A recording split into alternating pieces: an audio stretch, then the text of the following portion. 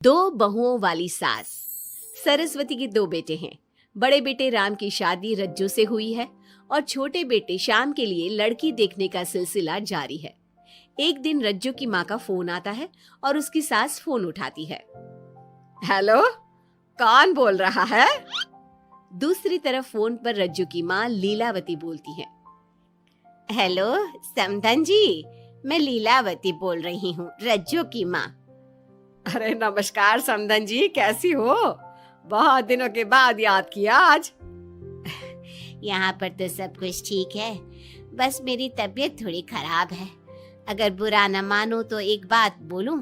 अरे कैसी बात कर दी आपने समधन जी, आपकी बात का बुरा क्यों मानना, बोलिए बोलिए। मेरी कुछ दिन से तबीयत ठीक नहीं है और यहाँ पर मेरी देखभाल करने वाला कोई नहीं। क्या आप रज्जू को कुछ दिन के लिए मेरे पास भेज सकती हैं? ठीक है, हम रविवार को रज्जू को छोड़ जाएंगे। इतना कहकर सरस्वती फोन काट देती है और अपनी बहू को आवाज लगाती है। रज्जू, ओ रज्जू, जल्दी यहाँ आना तो। क्या हुआ माँ जी, कुछ चाहिए था क्या? अरे नहीं, कुछ नहीं चाहिए। अभी तुम्हारी माँ का फोन आया था, उनकी कुछ दिन से तबीयत खराब है, वो तुम्हें बुला रही है। राम को फोन करके कह दे कल की 2 ट्रेन की टिकट करा देगा, मैं भी जाऊंगी तुम्हारे साथ। इतना सुनते ही रज्जू राम को फोन करके सारी बात बताती है और 2 टिकट के लिए बोल देती है। शाम को खाने के टेबल पर सब रज्जू के जाने की बात करते हैं। तब रज्जू का देवर श्याम कहता है, भाभी आज बहुत खुश लग रही हो, मायके जाने की इतनी खुशी। उफ। खुश क्यों ना हो देवर जी, कितने दिन बीत गए अपनी माँ से मिले, और इस बार तो मैं 1-2 महीना रह कर ही आऊंगी। जब आपका मन करे तभी आना। अच्छा एक बात तो बताओ, वहां से क्या लाओगी मेरे लिए? देवर जी कहो तो देवरानी ले आओ। वैसे भी सभी घर वाले चाहते हैं कि आपकी जल्दी से शादी हो जाए। श्याम शर्मा जाता है और चुप हो जाता है। इतने में राम कहता है, रज्जू तुमने जाने की सारी तैयारी तो कर ली है ना? कपड़े तो रख लिए ना? थोड़े गर्म कपड़े भी रख लेना, वहां ठंड होगी, और जल्दी आने की कोशिश करना। ठीक है, मैं जल्दी आने की कोशिश करूंगी बस। अगली सुबह दोनों जाने की तैयारी करने लगी। राम उन्हें स्टेशन छोड़कर घर वापस आता है। कुछ घंटों बाद रज्जू और सरस्वती गांव पहुंच जाते हैं। रज्जू अपनी माँ को देखकर बहुत खुश होती है। माँ, आप अपना बिल्कुल भी ध्यान नहीं रखती, कितनी कमजोर हो गई हैं आप। अब बेटा क्या ध्यान रखूं, उम्र भी तो हो गई है, ये बीमारियां तो लगी रहेगी। बहन जी आइए आइए बैठिए, मुझे बहुत अच्छा लगा कि आप भी यहाँ आई। अगले दिन सरस्वती अपने घर वापस जाने लगती है तो लीलावती से कहती है, बहन जी ध्यान रखना आप अपना, आपकी तबीयत ठीक हो जाए तो आप भी रज्जू के साथ आ जाना। रज्जू के बिना तो घर सूना सूना लगेगा। अब सरस्वती अपने घर आ गई और घर की सारी जिम्मेदारी भी उस पर आ गई। एक दिन वो कपड़े धोकर छत पर सुखाने जाती है। बाल्टी में से टपकता पानी सीढ़ियों को गीला कर देता है और नीचे उतरते समय रज्जू की सास यानी कि सरस्वती देवी का पैर फिसल जाता है और वो गिर जाती है। ओह, अरे मेरी माँ मर गई, मेरा पैर तो गया। लेकिन घर में कोई नहीं था। सरस्वती जैसे तैसे अपने आप को संभालती जाकर कुर्सी पर बैठती है। वो अपनी बहू के बारे में सोचती है, अगर रज्जू होती तो मुझे संभाल लेती और घर भी संभाल लेती। अब घर के काम कौन करेगा? मैं डॉक्टर के पास कैसे जाऊं? बहुत दर्द हो रहा है। जब राम और श्याम घर आते हैं तो अपनी माँ की ऐसी हालत देखकर वो जल्दी से डॉक्टर को बुलाते हैं। डॉक्टर सरस्वती के पैर पर पट्टी बांधता है और उसे आराम करने की सलाह देता है। राम कहता है, माँ आप बस आराम करो, मैं रज्जू को खबर कर देता हूँ, वो कल ही यहाँ आ जाएगी। अरे रहने देना बेटा, उसकी माँ की तबीयत ठीक नहीं है, कुछ दिन में वो खुद ही आ जाएगी, उसे परेशान मत कर। माँ अब हमें श्याम की भी शादी कर देनी चाहिए, कभी घर में कोई ऐसी परेशानी आती है तो कोई तो होगा घर संभालने वाला। आप और रज्जू की घर के काम काज में मदद भी हो जाएगी। कुछ समय बाद श्याम की शादी सीमा से हो गई। लेकिन सीमा ने तो आते ही घर में क्लेश शुरू कर दिया। वो छोटी छोटी बातों पर लड़ती और उसे देखकर रज्जू का भी बर्ताव बदल गया। एक दिन सीमा सुबह उठने में लेट हो गई और रज्जू ने नाश्ता बना दिया। सभी अपने अपने काम पर चले गए। जैसे ही सीमा अपने कमरे से आई तो रज्जू ने कहा, तुम साफ सफाई कर लो, मैं कपड़े धोने जा रही हूँ, जल्दी काम हो जाएगा। रज्जू की बात सुनते ही सीमा आग बबूला हो गई और कहने लगी, आज मैं उठने में लेट क्या हो गई? आप मुझ पर हुक्म चलाने लगी। मुझसे कोई इस तरह से बात करी है मुझे बिल्कुल भी पसंद नहीं है। अरे सीमा, ये किस तरह की बात कर रही हो तुम मुझसे? मैंने कोई हुक्म नहीं दिया तुम्हें। मैं तो बस काम को जल्दी खत्म करने की बात कर रही हूँ। उन दोनों की नोक झोंक सुनकर सरस्वती बाहर आ जाती है और दोनों को समझाती है। शाम को सब एक साथ खाना खाने लगे। लेकिन खाने के बाद जब सब अपने कमरे में चले जाते हैं और खाने की टेबल पर थाली यूं ही छोड़ देते हैं, सरस्वती को ये देखकर बहुत गुस्सा आता है। वो दोनों बहुओं को बुलाकर कहती है, तुम सब खाना खाकर चले गए, अब ये बर्तन कौन उठाकर रखेगा? मेरे लिए छोड़कर गई हो सारा काम। तुम दोनों को शर्म नहीं आती? अब दोनों बहुएं एक दूसरे के ऊपर बात टालते हुए फिर लड़ने लगी। ये देख सरस्वती परेशान हो गई।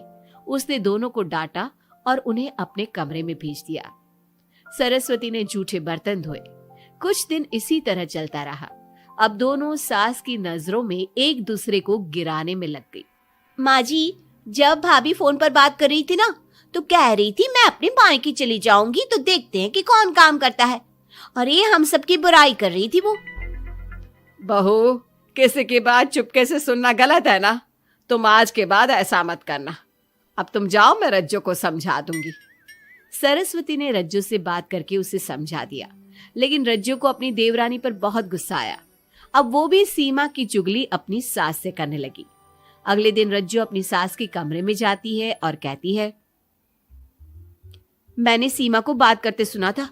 वो देवर जी से कह रही थी कि अगर हम लोग अलग कहीं रहे तो हम ज्यादा खुश रहेंगे, रोज रोज की लड़ाइयों से भी बचेंगे।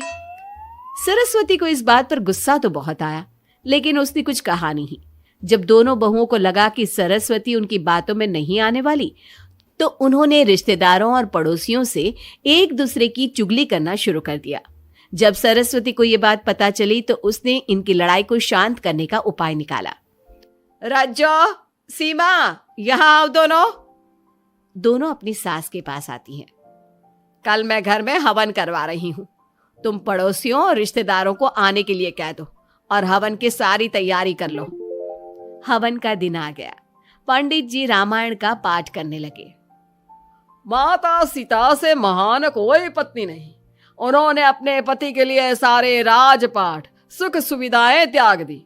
अगर कोई पत्नी अपने पति को परिवार से अलग होने को कहती है तो वो पाप की भागीदार होती है, और बेटों को भी मां से अलग नहीं होना चाहिए। सीमा पंडित जी की बात बहुत ध्यान से सुन रही थी और उनकी हाँ में हाँ मिला रही थी। ऐसे ही रामायण का पाठ अंतिम सीमा पर आ गया, जिसमें विभीषण के बारे में बताया गया था। अगर विभीषण अपने भाई का भेद न देता तो रावण का विनाश नामुमकिन था। पूजा खत्म होते ही सीमा बोल पड़ी, तभी तो मैं कहती हूँ परिवार में आपसी प्रेम होना बहुत जरूरी है, लेकिन मेरी सुनता कौन है इस घर में? आपसी प्रेम की बात कौन कर रहा है, जिसने घर में आती ही लड़ाइयां शुरू करवा दी? दोनों में फिर से नोक झोंक शुरू हो गई। सरस्वती दोनों को चुप कराते हुए बोली, अरे चुप हो जाओ तुम दोनों, पड़ोसी क्या कहेंगे, सब सुन रहे हैं तुम्हारी बातें। तभी उनमें से एक पड़ोसन बोलती है, सरस्वती बहन, क्यों चुप करवा रही हो अपनी बहुओं को? हमें तो इनके बारे में सब कुछ पता है। ये दोनों हमारे घर आकर एक दूसरे की चुगली करती है। तुम्हारे घर की हर छोटी से छोटी चीज पता है हमें। आंटी जी, हमने अपना समझ के आपको कुछ बता दिया तो इसका मतलब ये नहीं कि आप सबके सामने हमारी सास से हमारी शिकायत करेंगी।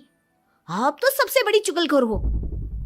सीमा की बात सुनकर सभी पड़ोसन उन्हें बुरा भला कहने लगी। उनकी बातें सुनकर दोनों बहुएं सबके सामने बहुत शर्मिंदा हुई। जब सब उनके घर चले गए तो सरस्वती ने अपनी बहुओं से कहा, अब तुम दोनों को तो बहुत खुशी होगी कि सारे मोहल्ले की औरतें हमारे ही घर में खड़ी होकर हमें ही सुनाकर चली गई। हमें काफी साल हो गए यहाँ रहते हुए, लेकिन आज तक किसी में भी इतनी हिम्मत नहीं थी कि हमसे ऊंची आवाज में भी बोल पाए। लेकिन आज तुम दोनों की वजह से ये सब हमारी बुराई कर रहे हैं। तुम दोनों ने ये सब अच्छा नहीं किया। सीमा, तुम्हारे इस घर में आने से पहले हम सब बहुत प्यार से रहते थे, लेकिन ये सब लड़ाइयाँ तुम्हारे आने के बाद शुरू हुई है। आज के बाद तुमने घर में किसी से भी झगड़ा किया तो मैं तुम्हें तुम्हारे मायके छोड़ाऊंगा, समझी तुम? ये बात सुनकर सीमा रोने लगी और सबसे माफी मांगने लगी। पंडित जी भी ये सब देख रहे थे। उन्होंने सबको शांत करवाया। कृपया आप सभी शांत हो जाइए, गुस्से से तो बात और बिगड़ जाएगी। अगर आप दोनों बहुएं मिलकर रहती, घर की बात घर में रखती, तो कोई आपसे कुछ कहने की हिम्मत नहीं करता। आज आपको इस बात का एहसास तो हो ही गया होगा। औरत ही तो होती है जो मकान को घर बनाती है। अब भी कुछ नहीं बिगड़ा, आप दोनों प्यार से रहो। आपके पड़ोसी और रिश्तेदार अपने आप चुप हो जाएंगे। पंडित जी की बात दोनों बहुओं की समझ में आ गई।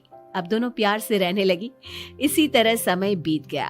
अब पड़ोस की औरतें उनके प्यार की मिसालें देने लगी। दोस्त होना भी जरूरी है। यार राहुल, कैसे हो? चलो कहीं घूमने चलते हैं। हाँ ठीक है, कहाँ चलेंगे? कहीं पहाड़ों पर? अच्छा आइडिया है। ठीक है, मैं बस की टिकट बुक करवा देता हूँ और अच्छा सा होटल भी देख लेता हूँ। ठीक है भाई, लेकिन जल्दी करो। लाइफ में इतना स्ट्रेस हो गया है कि कुछ दिन का रेस्ट तो बहुत जरूरी बन गया है। राज का शाम को फोन आता है राहुल के पास। राहुल, मैंने टिकट बुक करवा दिया है। आज शाम की ही बस है, जल्दी से सामान पैक कर लो। ठीक है, सामान तो मैंने पहले ही पैक कर लिया है। अब तो बस शाम का इंतजार है, जब हम बस पकड़ेंगे और निकल पड़ेंगे धर्मशाला की ओर। शाम को दोनों दोस्त बस स्टॉप पर मिलते हैं और फिर वहाँ से निकल पड़ते हैं शिमला की ओर। सुबह होते होते ये दोनों दोस्त शिमला पहुँच गए, जहाँ ये होटल पहुँचे और वहाँ से निकल पड़े पहाड़ों पर घूमने। राज, यहाँ पहाड़ों पर कितना सुकून है ना। दूर दूर तक सिर्फ और सिर्फ पहाड़ ही है और घूमने आए लोग भी यहाँ कितनी मस्ती कर रहे हैं। हाँ भाई, ये तो है। चलो कुछ खा ले। दोनों एक रेस्टोरेंट पे पहुँच गए। वहाँ इनकी रेस्टोरेंट चलाने वाले लड़के से दोस्ती हो गई, जिसका नाम जितेंद्र था। जितेंद्र, तुम यहाँ कब से हो और रेस्टोरेंट खोलने का प्लान कैसे बनाया? अरे भाइयों, मैं तो यहीं का हूँ। बस बाहर कुछ साल के लिए गया था नौकरी करने, पर फिर लौट आया और अपने यहाँ ही रेस्टोरेंट खोल लिया। पिछले 6 साल से यहीं पर हूँ। अरे लेकिन जितेंद्र, एक बात तो बताओ, रेस्टोरेंट ही क्यों? कुछ और काम क्यों नहीं? और भैया, अपना तो ये मानना है कि आदमी दुनिया में कहीं भी हो, लेकिन उसे भूख तो लगेगी ही, और इसके लिए उसे खाना तो चाहिए ही। यानी ये धंधा कभी मंदा नहीं पड़ता, इसलिए ये काम शुरू किया था। लेकिन इस काम में क्या मुनाफा भी होता है या फिर बस ऐसे ही काम चल रहा है शौकियाना तौर पर? अरे क्यों नहीं भैया, काम तो हो ही रहा है और मुनाफा नहीं होता तो ये 10 लोगों का स्टाफ कैसे रख लेता। वैसे आप भी क्यों नहीं इस बिजनेस में हाथ आजमाते हो? हाँ, आइडिया तो अच्छा है, लेकिन हम लोग तो सिर्फ यहाँ घूमने आए हैं और हमारे पास इतने पैसे भी नहीं है। अरे पैसों की चिंता क्यों करते हो? सिर्फ 5 लाख रुपए लगाकर भी आप काम शुरू कर सकते हो। अच्छा, वो कैसे? अरे आप रेस्टोरेंट में मेरे पार्टनर बन जाइए, जो मुनाफा होगा वो आधा आधा बांट लेंगे। राज को ये सुनकर अच्छा तो लगा, लेकिन राहुल को इस ऑफर में कुछ दिक्कत लगी। उसने कोने में ले जाकर राज को समझाना शुरू किया। अरे राज, पागल मत बन, हम सिर्फ यहाँ घूमने आए हैं। ये ऑफर के चक्कर में क्यों पड़ रहे हो? कुछ काम शुरू ही करना होगा तो दिल्ली में शुरू करेंगे, यहाँ शिमला में क्यों? अरे बेवकूफ, दिल्ली में 5 लाख रुपए में कौन सा काम शुरू करेंगे? यहाँ शिमला में इतने कम पैसों में काम शुरू कर लेंगे और 1 साल में मुनाफा लेकर वापस भी चले जाएंगे। ओहो, अरे भाई, तुम्हें जो करना है करो, लेकिन मैं इस बिजनेस में तुम्हारा साथ नहीं दे सकता। याद रखो, हम यहाँ सिर्फ घूमने आए हैं, कोई बिजनेस करने नहीं। और इस जितेंद्र पर वैसे भी मुझे ज्यादा भरोसा नहीं हो रहा है। अरे तुम्हारी यही तो दिक्कत है, तुम्हें किसी पर भी भरोसा नहीं होता, लेकिन मुझे तो है। मुझे पता है कि इतने कम पैसों में मुझे जितेंद्र अपना बिजनेस पार्टनर बना रहा है। अरे लेकिन क्या गारंटी है कि पैसे लेने के बाद जितेंद्र तुम्हें बेवकूफ नहीं बनाएगा? अरे मुझे तो है, मैं कुछ नहीं जानता।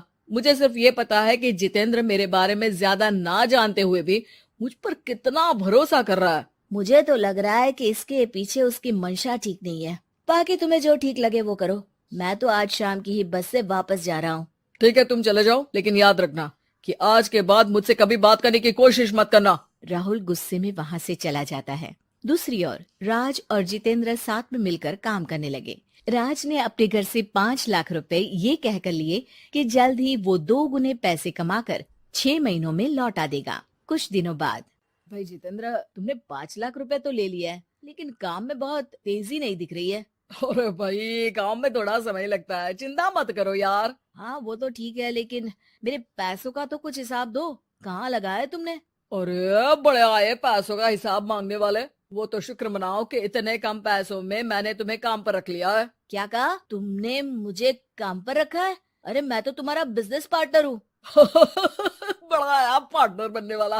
औकात देखिए अपनी, 5 लाख में रेस्टोरेंट खरीद लिया है क्या? ऐसा है तो मेरे पैसे वापस करो, मुझे तुम्हारे साथ काम नहीं करना है। अरे पैसे कैसे, वो सब तो काम में लग गए।